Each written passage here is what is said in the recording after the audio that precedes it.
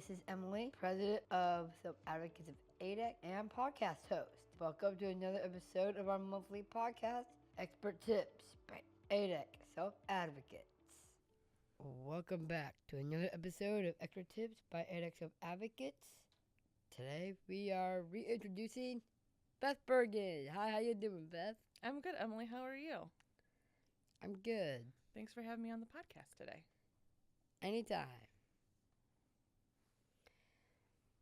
How would you define effective communication when you think about self-advocacy?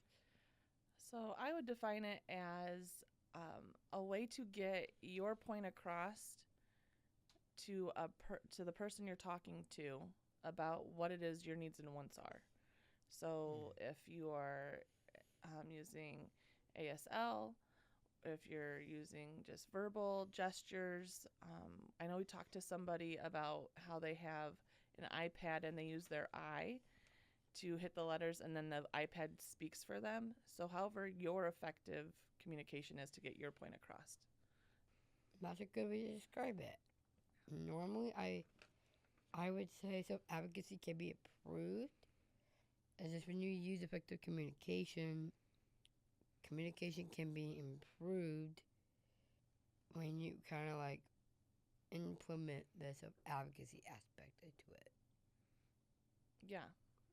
I feel like they just go hand in hand in a way. Okay. Yeah. I mean, to make sure that self-advocacy, it is expressing yourself, your wants and needs, right? And then effective communication, that's how we get our day-to-day points across, whether it's at our jobs, with our families, with friends. We want to make sure everybody understands what we're saying when we're talking about a specific topic. Yeah, even if it is hard to talk about that kind of thing. Yeah. What communication skills do you believe are essential for advocating for yourself? For myself, that would be knowing what I want. If I don't know what I want, how can I communicate it to others on what my wants are or what my needs are? I need to know those things first. Right. For parts of communication skills, it would be maybe not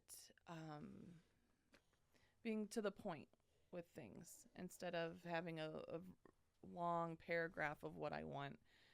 Making sure that people understand a shorter sentence of what I want. So that way they don't get lost in my descriptions and then start not paying attention to me. Because that can happen sometimes when people get talking on things. They just kind of zone out. Does that ever happen to you? When someone's talking to you? Unfortunately, yes. I don't. A lot. I'm not proud of it. It's not something that I'm proud of admitting, but I sometimes tend to zone out. So I got to work myself better on that. I mean, we can be honest with each other. It's not a proud thing that we have, but we'll work on it, won't we? Yeah, it's something that I feel like I do got to work on. Probably more than I like to admit. Can you share examples where effective communication has helped you or someone else in a self-advocacy situation?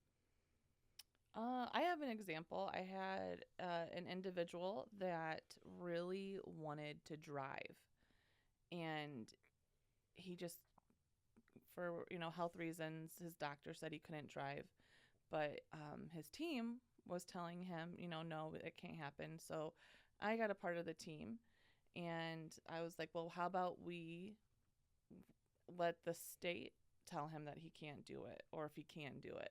Let's have the doctor tell him himself if he can or can't do it. So they made the appointment for the doctor. Then they went to, before the appointment, they went to the Bureau of Motor Vehicles to get the written test, the paper, there's a little booklet what they have. Right. And they talked to an employee there about things, and they said no, that he couldn't have it because of his issues, and the doctor confirmed that. So the team then looked at, with him still wanting to drive, we took him on a day to go-kart racing. It's a different way to do it. That didn't fulfill his need. So his team then thought about him having a golf cart where he could they could keep it at a certain speed that he could drive around his neighborhood. And then they all agreed to it. So it was really cool. And then his staff, when he couldn't drive anymore because he got too tired or might have had an episode where it was not a good thing for him to drive, they took over, and then they would start driving him around the neighborhood too. So it became a fun house to, oh, hey, let's go get on the golf cart and go around and see what's going on in the neighborhood. So that's an individual that, wanted to do something but couldn't do it the way that he wanted to, but he still was able to do it.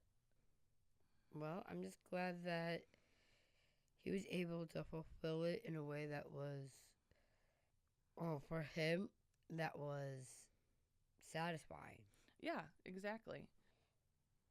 I don't know what your answer is going to be to what other common barriers are there in effective communication that you've noticed in self-advocacy. But for me, I feel like I've noticed that sometimes it could be hesitancy. People being afraid to say what's on their mind. Absolutely. I can see that.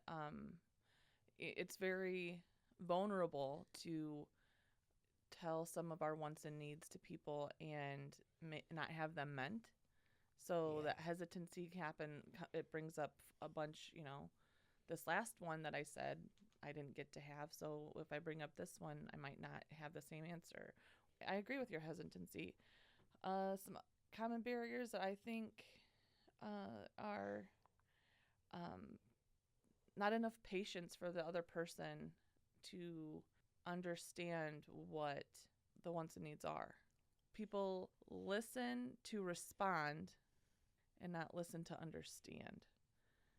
Right. So when it comes to self-advocacy, if you're telling someone, hey, I don't like what you're doing, I need you to be a friend by just coming over and hanging out with me, and they don't want to hear that, I don't like what you're doing, they become defensive, and they're like, well, whoa, I am your friend, So we need to listen to understand instead of listen to respond. Right. So I think that's a big one. Yeah, I've actually noticed that a lot with other people around me. Like in general, like there's some people that just say whatever they need to say, like at a drop of a hat. Like for me, I need time to articulate what I need to say or what I want to say, because sometimes it's hard to get those thoughts out. Sometimes it's hard to say what you need to say or want to say because you're afraid about being judged. Yeah. How do you think we can improve communication skills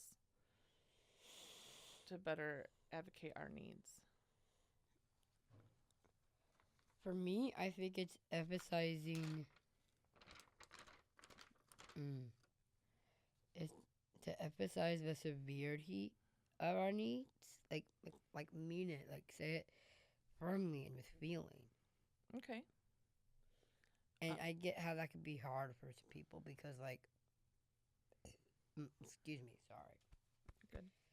I can understand why that would be hard for people because we don't want to end up sounding mean or coming off mean.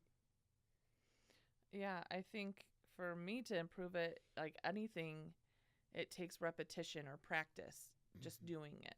So it could be the littlest thing, like how I want my hair styled.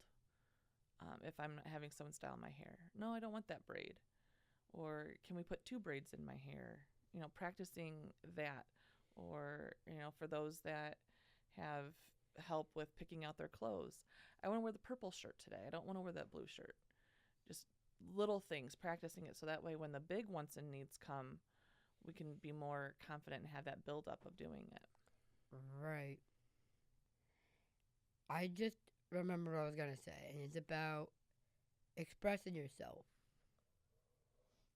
I feel like advocating yourself and expressing yourself is very similar. Yeah.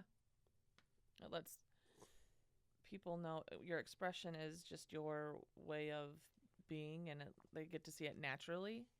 Where when you're self-advocating, it's, making points that these are my wants and needs. Like, this is what I like. This is what I don't want. This is what I don't like. Absolutely. Like how you don't like coffee, but I like it. It's true. I advocated for myself that I did not want coffee, and I do not like it. And you got your coffee because you like it. Can you think of tips on how to communicate effectively for those that don't know how to do it? For me, I try not to let the fear of saying something wrong or the slip of the tongue, or if you say something wrong, or rejection. When I speak, I don't think about that kind of thing. Yeah, I try not to think about like what can hold me back from what I say.